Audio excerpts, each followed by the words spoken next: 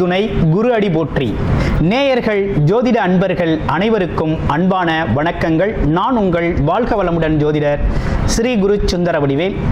இப்போ பார்த்தீங்கன்னா 2025 செப்டம்பர் மாத பலாபலன்கள் ஒவ்வொரு ராசிக்கும் எப்படி இருக்கும், என்ன செய்யலாம், என்ன செய்யக்கூடாது, என்ன விதமான வழிபாடுகள் உகந்ததாக இருக்கும், நட்சத்திர பலன்கள் எப்படி இருக்குது அப்படிங்கிறதை பற்றி முழுமையாக நம்ம விரிவாக ஒவ்வொரு ராசிக்கும் நம்ம பார்க்க இருக்கிறோம். இந்த செப்டம்பர் மாதத்தோட நிறைய விஷயங்கள் நடக்க இருக்குது. அது என்ன அப்படின்னு பார்த்தீங்கன்னா 4 கிரகங்களின் பெயர்ச்சி இருக்கக்கூடிய மாதம் அப்படின்னா அந்த செப்டம்பர் மாதம் தான். பார்த்தீங்கன்னா தொடர்ச்சியாக 13ஆம் தேதி செவ்வாய் பகவான் பயிற்சி ஆகிறார், செப்டம்பர் 13. செப்டம்பர் 14 அப்படிங்கிறது சுக்கிரன் பயிற்சி ஆகிறார். அடுத்து செப்டம்பர் 16 புதன் பகவான் பயிற்சி ஆகிறார். அடுத்து செப்டம்பர் 17 சூரியனும் பார்த்தீங்கன்னா அடுத்த ராசிக்கு பயணம் போகிறார். அப்போ இந்த காலகட்டத்தில் பல்வேறு விதமான மாற்றங்கள், கிரகத்தின் மாற்றம் எப்படி நடக்குது அப்படிங்கிறத பொறுத்து ஒவ்வொரு ராசிக்கும் பல்வேறு விதமான மாற்றங்களை, முன்னேற்றங்களையும் எதிர்பார்க்கக்கூடிய மாதமாக இந்த மாதம் அப்படிங்கிறது அமைஞ்சிருக்குது. எந்தெந்த ராசிக்கு எப்படி இருக்குது அப்படிங்கிறத விரிவாக தெளிவாக இப்போ நம்ம பார்க்கலாம். இப்போ உங்கள் ராசிக்கு எப்படி இருக்குது அப்படிங்கிறத பார்ப்போம். ராசி காலபுருஷனின் 4வது ராசியாக இருக்கக்கூடிய கடகராசி அன்பர்களுக்கு என்ன விதமான செப்டம்பர் மாத பலன்கள் இருக்குது அப்படிங்கிறத பார்க்குறோம். செப்டம்பர் மாதம் எடுத்துக்கிட்டோம்னாலே பார்த்தோம்னா இந்த மாதத்தில் ஒரு மிகப்பெரிய சிறப்பு என்ன அப்படின்னு கேட்டோம்னா கிரகங்கள், 4 கிரகங்களின் மாற்றங்கள் ரொம்ப பல்வேறு விதமான நல்ல மாற்றங்களை ஏற்படுத்தியிருக்கு. கடகராசியை பொறுத்த வகையில் உங்களுடைய பல்வேறு விதமான சிரமங்களுக்கு இந்த வருஷம் சிரமங்கள் சார்ந்த விஷயங்கள் குறைஞ்சிருச்சு. ஆனால் இருந்தாலும் சில பேர் குறையலை, மறுபடியும் அஷ்டமச்சனி நடக்கிறது மாதிரியே இருக்குது அப்படின்னு ஃபீல் பண்ணுறீங்க. அதுக்கு காரணம் என்னென்னா உங்களுடைய பிறப்பு ஜாதகத்தில் என்ன தசாபத்தி அமைப்புகள் நடக்குது, பிறப்பு ஜாதகம் எப்படி இருக்குது அப்படிங்கிறதையும் பார்க்கணும். அது ரொம்ப முக்கியம். ஏன்னா கடகராசியை பொறுத்த வகையில் இந்த அஷ்டமச்சனி அப்படிங்கிற ஒரு விஷயம் கம்ப்ளீட்டாக பார்த்திங்கன்னா ரொம்ப கிளியராக உங்களுக்கு அதனால் இருந்த பாதிப்புகள் அப்படிங்கிறது விலகிருச்சு. ஆனால் இருந்தாலும் இந்த வக்ர காலத்தில் இந்த மாதிரி பிரச்சனைகள் வருமா அப்படின்னு பார்த்தோம்னா அப்படி வர்றதுக்கான வாய்ப்புகள் பெரும்பாலும் இல்லை. அதனால் அதெல்லாம் பார்த்து நீங்கள் பயப்பட வேண்டாம்.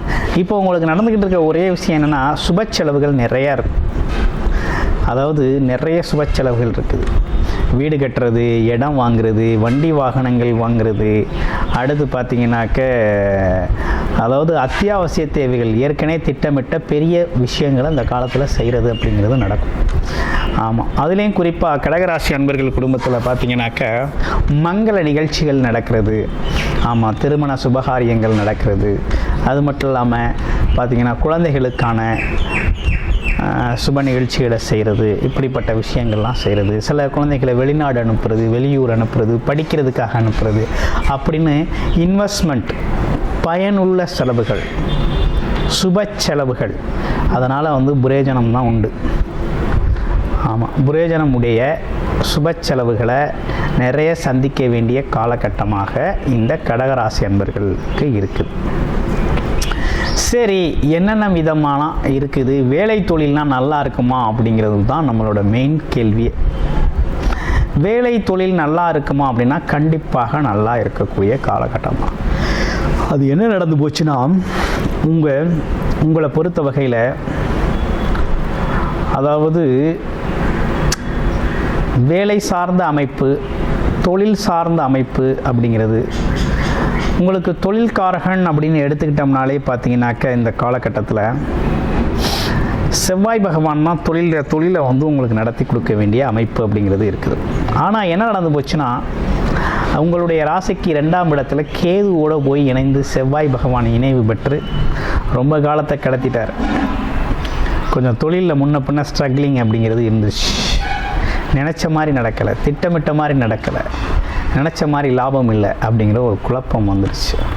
ஆனால் இருந்தாலும் மாற்றம் அப்படிங்கிறது நடந்துருச்சு. சரி, அந்த ஒரு மாற்றம் நடந்துருச்சு, பரவாயில்ல அப்படிங்கிற மாதிரி இருந்தாலும் 2 கூடைய சூரியன் தனக்காரகன் குடும்பக்காரகன் சொல்லக்கூடிய சூரியன் போய் கேதுவோட பிடியில் போய் சிக்கிறாரு. புதன் அப்படின்னு சொல்லக்கூடிய 3 முயற்சி அதிபதி புதனும் போய் சேர்றாரு. என்னன்னா கொஞ்சம் முயற்சிகள் எடுத்த மாதிரி நம்ம முயற்சிகள் எடுக்க முடியலை, எடுக்கிற முயற்சிகளே தடை வருது. அடுத்து சொல்ல காப்பாற்ற முடியல அப்படிங்கிற ஒரு பிரச்சனையும் வருது. வாக்குவாதம் வருது, வீண் வாக்குவாதங்கள் வருது. அதுவும் அப்பா அம்மா வயது மூத்தவர்கள் அதிகார பதவியில் இருக்கவங்களெல்லாம் பார்க்கையில் வாக்குவாதங்கள் வரக்கூடிய அமைப்பு அப்படிங்கிறது ஒன்று.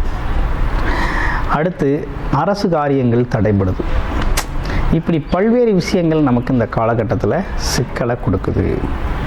இதுக்கெல்லாம் காரணம் அப்படின்னு பார்த்தோம்னா 2ஆம் இடத்தில் இருக்கக்கூடிய கேது பகவானோட இணையக்கூடிய கிரகங்கள் சார்ந்த விஷயங்கள், உங்களுக்கு ஸ்தான பலம் பெற வேண்டிய கிரகங்கள், இவற்றெல்லாம் வச்சு பார்க்கையில் இப்படி ஒரு விஷயங்களை கொண்டு வந்து கொடுக்குது. அப்போ நீங்கள் எது சார்ந்த விஷயத்தில் கவனமாக இருக்கணும் அப்படின்னு பார்த்தோம் அப்படின்னா, இந்த வருகின்ற செப்டம்பர் 13, 14 தேதிகள் பார்த்தீங்கன்னாக்க, அதுலேயும் குறிப்பாக பார்த்தீங்கன்னாக்கா 14ஆம் தேதி செவ்வாய் பகவான், 13ஆம் தேதி 13, 14 இந்த செவ்வாயும் சுக்கிரனும் பெயர்ச்சி ஆகுறாங்க. அப்போ இந்த காலகட்டத்தில் பார்த்திங்கன்னா ஒரு நல்ல மாற்றம் அப்படிங்கிறது நடக்க இருக்குது.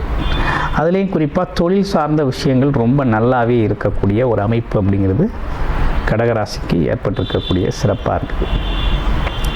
சுக்கிரன் இது நாள் வரை ராசியில் இருந்தக்கூடிய சுக்கிரன், அதாவது உங்கள் ராசிக்கு 4க்குடையவர், 4, 11 லாபாதிபதி, லாபத்தை தரக்கூடியவர், ஆசைகள் எண்ணங்கள், ஆமாம் நினச்ச மாதிரி நடக்கிறது, எதிர்பார்த்த மாதிரி நடக்கிறது, கண்ணில் அதாவது மனசுக்குள்ளே நினைக்கிறதெல்லாம் வெளியில் உடனுக்குடனே நம்ம கண் முன்னே நமக்கு நல்லபடியாக நடக்கிறது.